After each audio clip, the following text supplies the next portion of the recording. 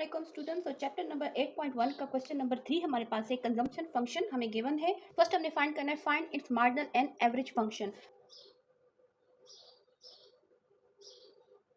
तो हमारे पास consumption function है a प्लस बी वाई, ठीक है। तो इसका हमने सबसे पहले फाइंड करना है मार्जिनल फंक्शन। तो मार्जिनल के लिए हम क्या करते हैं, हम इसका लेते हैं derivative with respect to y, क्योंकि y तगैर है, यानी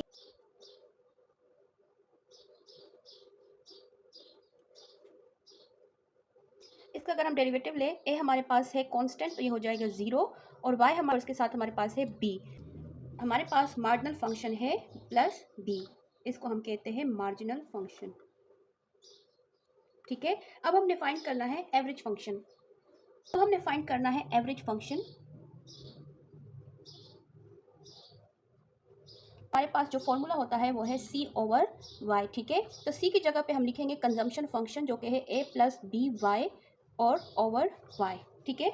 तो यही हमारे पास है एवरेज फंक्शन, यानी a plus B Y over y, ठीक है। तो हमने फाइंड किया है marginal function and average function. Student, question number 3 का बी पार्ट हमारे पास है find income elasticity of consumption, यानी अब हमने इलास्टिसिटी फाइंड करनी है कंजम्पशन की। हमारे पास मार्जिनल फंक्शन भी मौजूद है और एवरेज फंक्शन भी मौजूद है। सबसे पहले हमारे पास जो पॉइंट इलास्टिसिटी का फॉर्मूला होता है वो होता है D Q over D P into P over Q, ठीक है। तो इस सब को हम एक्सचेंज कर सकते हैं मार्जिनल प्रोपेंसिटी ओवर एवरेज। तो इनकम इलास्टिसिटी ऑफ कंजम्पशन का फॉर्मूला बनेगा वो होगा marginal over average. Marginal function हमारे पास है बी ओवर एवरेज, हमारे पास है a plus B Y over y, ठीक है। ये वाई हमारे पास डिनोमिनेटर में है, इसको हम अगर ऊपर लेके जाएंगे तो ये हो जाएगा मल्टीप्लाई में, यानी बी वाई ओवर ए प्लस बी वाई, ठीक है। तो ये हमारे पास है इनकम इलास्टिसिटी ऑफ कंजम्पशन है ग्रेटर देन 0, ठीक है। तो स्टूडेंट, इसी क्वेश्चन का पार्ट सी हमारे पास है इस consumption function is in elastic. आप इसका आंसर ऐसे भी लिख सकते हैं, सिंस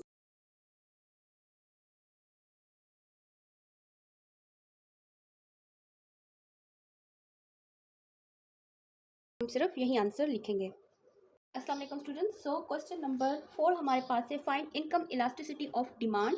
गिवन हमारे पास है क्यू फंक्शन, हमारे पास है के ओवर पी की power n, where n and k both are positive constant. A part हमारे पास है does the elasticity depend on the price. Find, हमने ये फाइंड करना है कि हमारे पास इलास्टिसिटी जो है वो प्राइस पे डिपेंड करती है और नॉट। तो इसके लिए सबसे पहले हम क्या करेंगे, हमने फाइंड करना है मार्जिनल फंक्शन।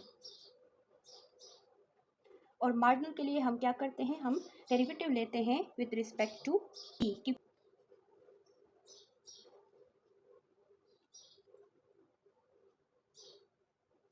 ठीक है। तो इसका हमने लेना है derivative with respect to P. तो इसका अगर हम डेरिवेटिव ले, फर्स्ट हम क्या करेंगे, इसको लेके जाएंगे डिनोमिनेटर से न्यूमरेटर में। जब इसको हम ऊपर लेके जाएंगे तो इसका पावर हमारे पास पॉजिटिव में है, ये हो जाएगा इनटू नेगेटिव। अब हमने इसका लेना है derivative with respect to P. तो ये हमारे पास हो जाएगा माइनस एन के into P minus N minus 1। तो मार्जिनल हमारे पास फंक्शन आया है माइनस एन के पी की पावर माइनस एन माइनस 1, ठीक है। अब हमने फाइंड करना है एवरेज फंक्शन। एवरेज के लिए हमारे पास जो फॉर्मूला होता है, ये क्यू फंक्शन डिवाइड करेंगे पी पे, यानी प्राइस पे। तो के को हम एज इट इज लिखेंगे, पी को हम ऊपर लेके जाएंगे, इसकी पावर हमारे पास हो जाएगी माइनस एन, और इनको हम डिवाइड करेंगे प्राइस पे, ठीक है। तो ये हमारे पास है एवरेज फंक्शन। अब हमने फॉर्मूला अप्लाई करना है पॉइंट इलास्टिसिटी का। तो स्टूडेंट, अब हमने सिंपली पॉइंट इलास्टिसिटी का फॉर्मूला अप्लाई करना है, जो हमारे पास होता है marginal function over average function.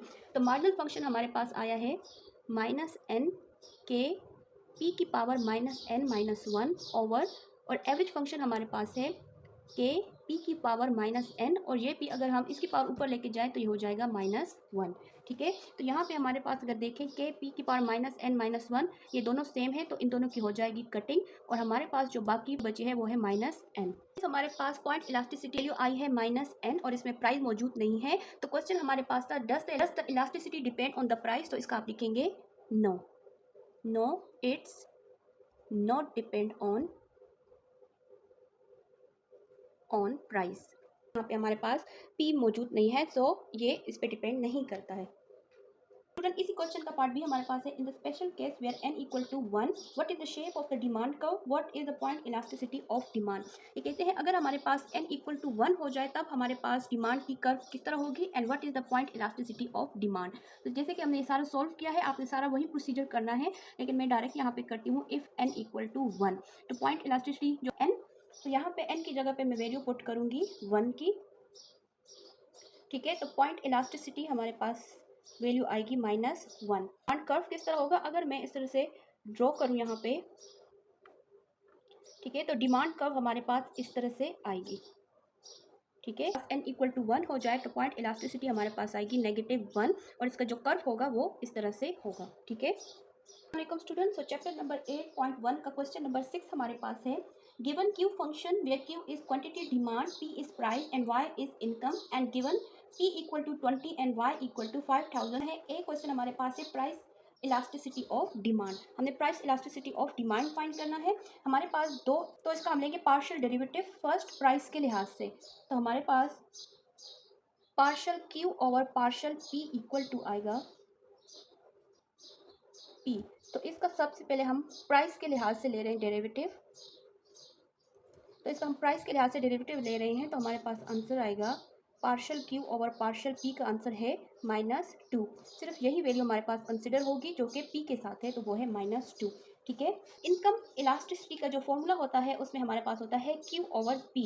हमारे पास फॉर्मूला होता है ED equal to partial Q over partial p divided by q over p। इसको अगर हम मज़ीद सॉल्व करें तो ये होगा मल्टीप्लाई p ओवर q, ठीक है। तो यहाँ पे हमें चाहिए वैल्यू q की, तो यहाँ पे हम q में वैल्यू पुट करेंगे। ये इक्वेशन मैं दोबारा लिखती हूँ, 2p प्लस 0.02y।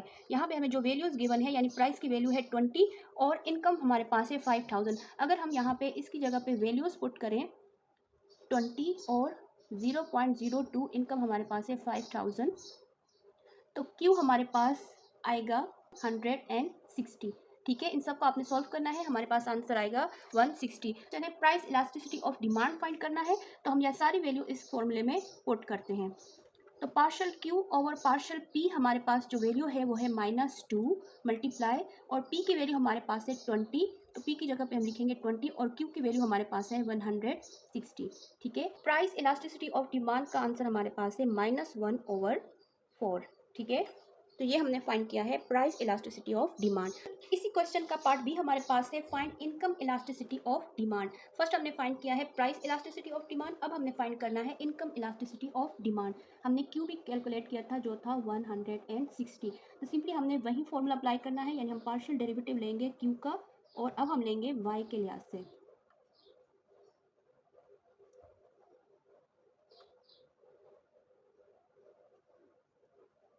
y के लिहाज से हम डेरिवेटिव लेंगे तो हमारे पास आंसर आएगा 0.02, ठीक है। y के हमारे पास यही वैल्यू है तो हम यही लिखेंगे।